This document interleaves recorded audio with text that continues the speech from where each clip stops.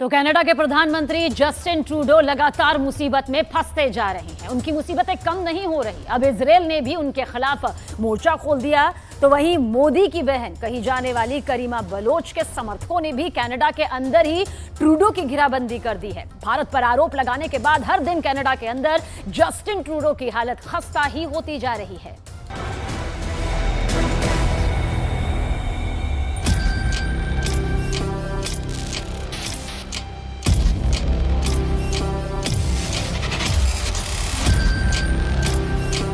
Over the past number of weeks, Canadian security agencies have been actively pursuing credible allegations of a potential link between agents of the government of India and the killing of a Canadian citizen, Hardeep Singh Nijjar.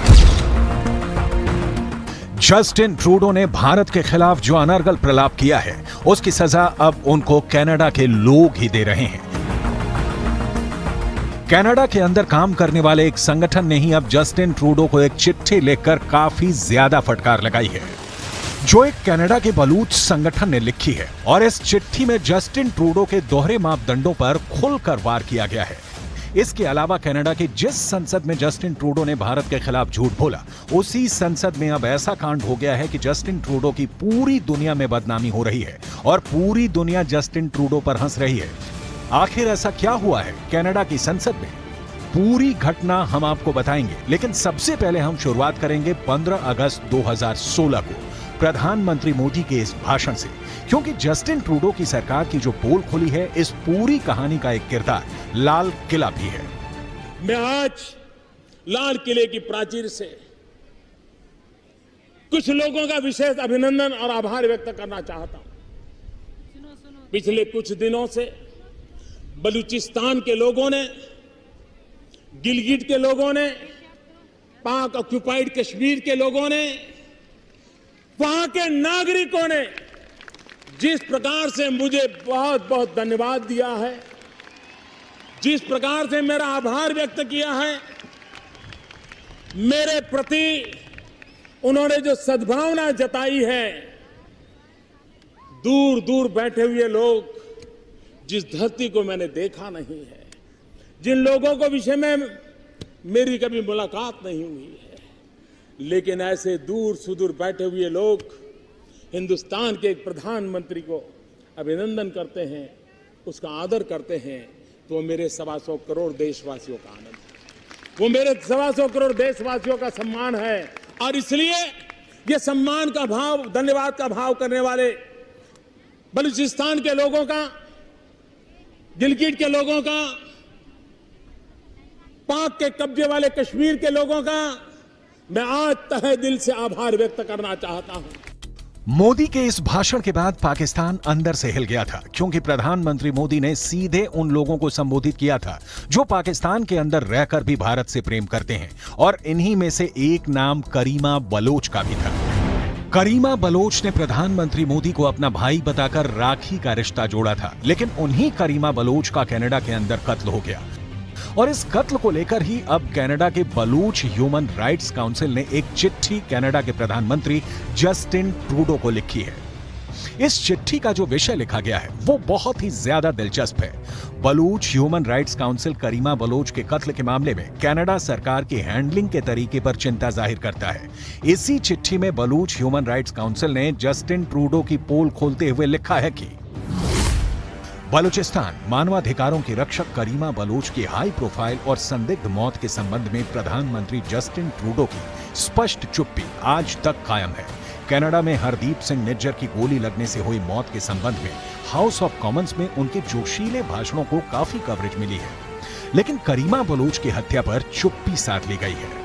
इस चिट्ठी में जो लिखा है उसने Justin Trudeau को काफी बेचैन और परेशान कर दिया है। लेकिन पहले यह जानना भी जरूरी है कि आखिर करीमा बलोच की हत्या कैसे हुई।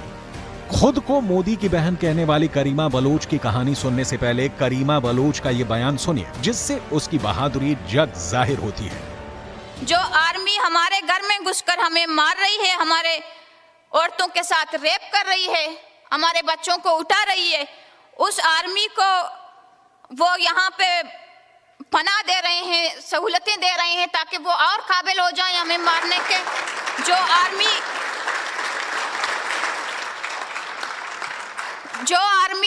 1970 को बांग्लादेश में वार क्राइम्स में मुलव्वस रही है, जेनोसाइड में मुलव्वस रही है, लाखों बंगाली औरतों की असमत दरी करने में मुलव्वस रही है।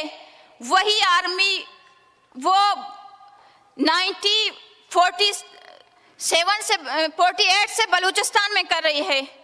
वही वार क्राइम, वही जेनोसाइड, वही इज्तिमाई कब्रें, वही हमारी औरतें गांव में घुसकर औरतों को हेलीकॉप्टर के जरिए उठाकर उनको अपने आर्मी टॉर्चर सेल में रखकर उनको सेक्स स्लेव के तौर पर यूज कर रही है। वही आर्मी इकरा खालिद की आर्मी जिसे वो तहफ्फुज़ देना चाहती है।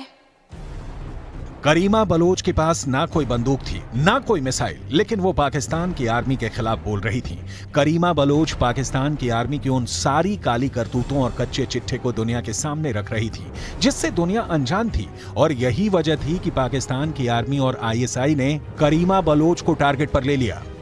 साल 2005 में करीमा बलोच को पहली बार बलूचिस्तान के अंदर उन लापता और गायब हुए लोगों के लिए विरोध प्रदर्शन करते हुए देखा गया था जिनको पाकिस्तान की सेना ने उठवा लिया था और मार दिया था।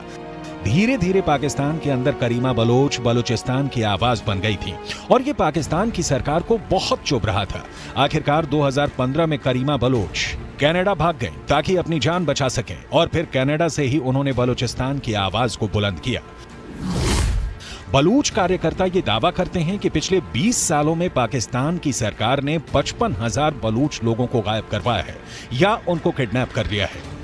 15 अगस्त 2016 को जब स्वतंत्रता दिवस के मौके पर प्रधानमंत्री मोदी ने बलूचिस्तान के लोगों की आवाज को बुलंद किया था, तब 19 अगस्त को करीमा बलोच ने ही लंदन से प्रधानमंत्री मोदी को रक्षाबंधन के दिन एक पैगाम भेजा था। उन्होंने खुद को मोदी की बहन बताकर गायब हुए बलूच लोगों के लिए आवाज उठाने का जिक्र किया था। आपको बलूचिस्तान की बहनें एक भाई की हैसियत से मानते हैं और आपसे ये उम्मीद रखते हैं कि आप बलूच जेनोसाइड, बलूचिस्तान में वार क्राइम्स और ह्यूमन राइट्स वायलेशन के खिलाफ इंटरनेशनल फोरम्स पर बलूचों की आवाज़ बनेंगे और तमाम उन बहनों की आवाज़ बनेंगे जिनके भाई लापता हैं। हम अपनी जंग खुद लड़ेंगे, हमें आपसे सिर्फ आप हमारी आवाज़ बन जाएं। लेकिन ये सारी बातें पाकिस्तान की आर्मी और आईएसआई के खूंखार जनरलों को बर्दाश्त नहीं हो रही थी। आखिरकार कनाडा के अंदर रणनीति के तहत पाकिस्तान के अपराधियों को बसाया गया और फिर ऐसे ही अपराधियों ने 22 दिसंबर 2020 को करीमा बलोच की हत्या कर दी। टोरंटो के अंदर एक झील में करीमा बलोच की लाश मिली थी और 48 घंटों के अंदर ही टोरंटो पुलिस ने जांच पूरी करके कह दिया कि इस मौत में कुछ भी संदिग्ध नहीं है, और तब कनाडा के प्रधानमंत्री जस्टिन ट्रूडो ही थे, जबकि करीमा बलोच को पहले भी जान से मारने की धमकियां दी गई थी।